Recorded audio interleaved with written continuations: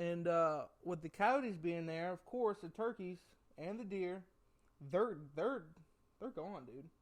Yeah. They don't want to hang around, the coyote Yeah. pressure and stuff like that, So, but as the hunting season progressed, and people started running dogs around us, stuff like that, more and more hunting pressure. The coyotes taking that pressure too. They rolled out. Gone. The cow and the turkeys come back in. They flew up in the tree. The other day, we saw a group of like 20. I'd probably say 20 is a high of nothing but toms. That's crazy. It's getting me hyped, dude. That's money. Mm-hmm. You gotta keep those. Now you gotta keep those coyotes away. To Hey, keep man. it up. Keep it up. Because turkey season, dude, seriously, turkey season is right around the corner. It is, man. It is nuts. My birthday month. Hopefully get one on my birthday. Yeah. Yeah. Hopefully. You too. I shot at one a couple weeks ago. That's so much different than No, a it gobbler breathing down your neck, shaking your chest. Dude. No. Well, I got a little shaky, to be honest with you. I had a turkey at 85 yards. It was a tom. I picked the biggest one. He was 85 yards. I have a single pin. I'm dialed in to 100. I shot him. As soon as it was a lighted knock, and it was just he saw it. So before it even got to him, I still That little sense they got. You might have seen it, but who knows? I still think I got him in the foot because he had problems getting up the tree behind Well, me. if we shoot one with 1 foot next year, I know who to blame. I need that beard, and I want that spur, not spurs. I want that spur. All right, so I got a question for you. Being that this year you hunted bow only, you stuck 100%. tried and true to Yep. it. I respect it. Will it be happening this year? No. No. Okay. Why? Because you want to feel recoil. More importantly, I want to shoot a damn deer. You had chances. No, and I You had passed them up. chances. I passed up like You can't be mad at that. I can't get every episode I talk about how many deer I passed. I had more opportunities not to shoot a deer. I just decided that I wanted that one. I had a camera running all year round, all hunting season around, and there was always something there that was worth for me to pass up on a doe or pass up on a little small 6-point or something like that. So it's no. So I'm not going to. Yeah, he's Go right. bow. Turkey season is open till the 28th, Yeah. which probably a little bit harder, to hunt them It is. in the winter time than it is the springtime. But And I'll be honest with you, I did 2 sits within the last 2.5 weeks because where I hunt, I can still hunt doe. I can still hunt doe with or antlerless deer if they've dropped, but with a bow. But dude, it has been the coldest 2 sits I've ever had in my entire life, and I don't know why because it really wasn't. But they have been the coldest. I don't know if it's the adrenaline. The adrenaline's not. I'm not gonna say all the way there because you might see this big rat coming up to you, and like, okay, here's a doe or antlerless deer. I'm gonna go ahead and let it happen. Like, I don't get that same rush, but dude, I have been freezing I get that rush. the last 2 sits. I mean, absolutely freezing, freezing Freezing. It's cold. to the point where I need to get 1,600 grain boot. I need to get some better boot. I am cold and More socks, dude. never How many pairs of socks you got on? 2. That's a lot of socks. I'm layered up, man. I'm layered up. I'm layered up like a homeless man. It's all over the place, dude. It's nuts. So I'm gonna ask you this. So let's say you just got access to a new property, or you're looking at a property that you've had access to, but you never really hunted it or whatever. You're looking at the property for the first time Right. or the first couple times. Boot on the ground. And you get it right after Christmas time. So let's just say you get it halfway through January. What is the first thing you're looking for right now? Like walking into the property for the first time. Right now, obviously, I'm looking at terrain features. I'm looking at diversity of, trees, stuff like that. Anything that's more diverse. Anything that's got a change in the timber, or maybe it's a grown over field that's got cover. Anything from like hardwoods that has a mixture of pines in it, something with a little bit of different, in it. That's what I'd look for. And then, of course, you're getting into, obviously sign, poop, tracks, what surrounds the property, what you have to catch the deer from one place to another, because, you are patterning them at one point in the year from food to bed, Right. Looking for, rub lines, buck beds, something with a lot of rubs around it in one specific area, something like that. And then probably just keying in and putting the work in, and then all you can really do is go out and sit, Yeah. and sit, see what happens, adjust from there. And would you, or have you sat in an area or been up in a tree not during hunting season? No.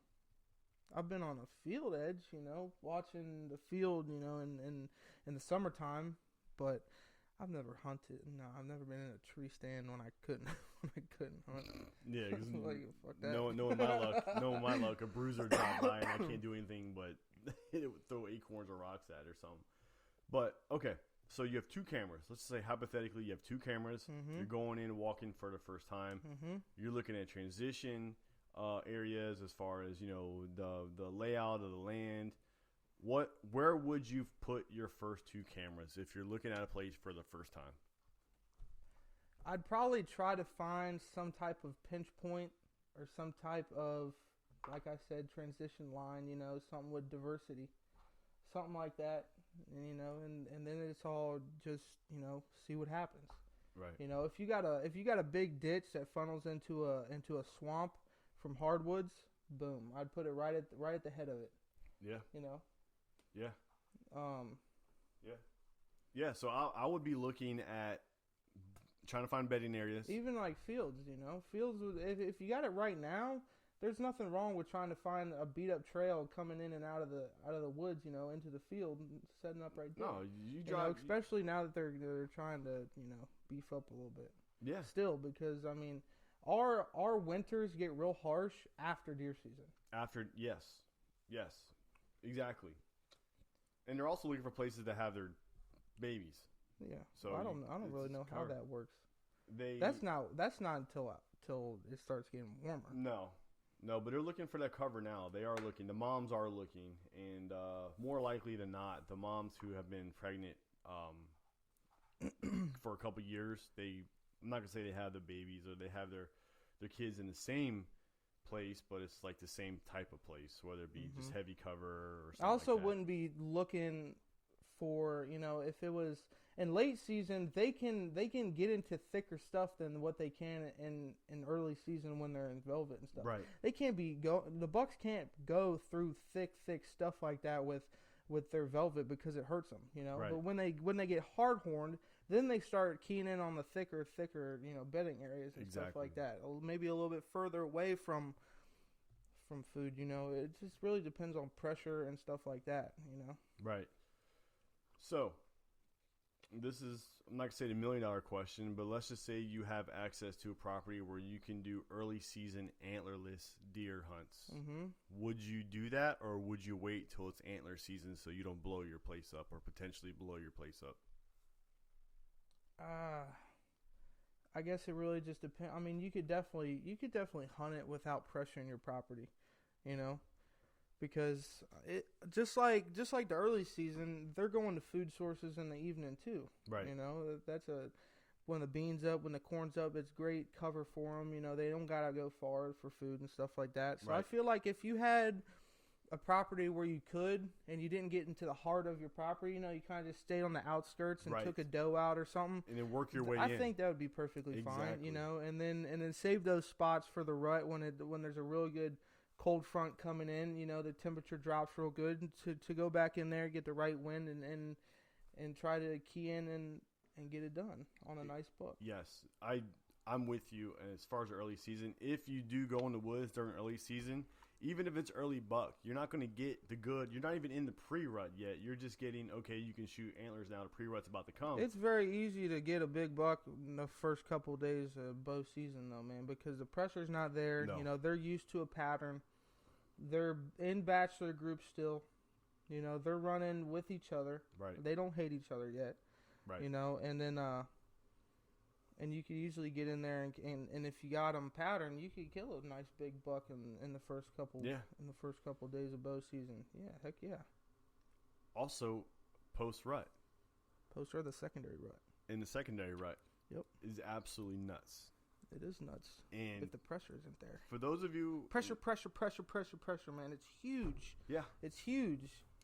The does that don't get hit up during rut will go into a secondary rut more often than not. Yeah, or they're going into their heat late. You know, it's not necessarily that they didn't get bred early in the prime rut. It's that they're going into heat later. Exactly. You know, and that just gets the bucks fired up even more. Yeah, it's nuts. It's nuts. So how do you keep yourself from doing this all year around scout, being in the woods, moving cams, checking cams, doing all you need to do as far as scouting, look at the lay of the land, and not blow up your turkey hunt? The turkeys are different. They don't go off of scent, you know, or nothing like that. They have great eyesight. I think the biggest thing maybe is, like, don't bust them off a roost, you know? Which, right now, if you were to go turkey hunting right now and you busted turkeys off a roost, you better pop squat right there and start calling because they're going to come back trying to get bunched up again. Exactly. But spring turkey, man, I don't think that you could blow up a spot necessarily.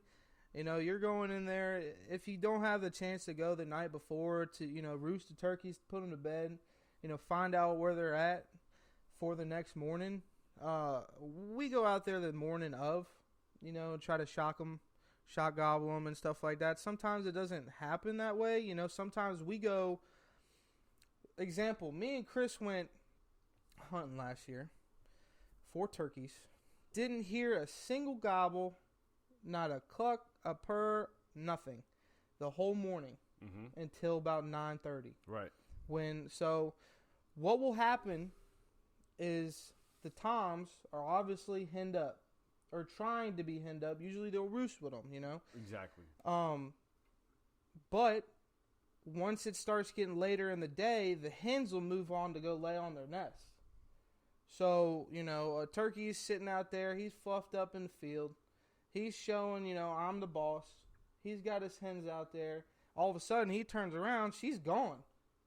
What's he going to do? You know, he's going to start hollering. He's going to, hey. Yeah, what's going on here? Where's my chick at? Where's she know? at? Yeah. So he's gobbling, and that's a really good time to call in a bird. Is late in the morning when the hen's gone back to the nest to lay on her eggs. It's a really good time to be out in the woods turkey hunting in the spring. And I actually find, and you'll actually see, and it even goes with deer, you'll actually see and witness and hear about hunters going in, let's just say hypothetically 9 o'clock in the morning.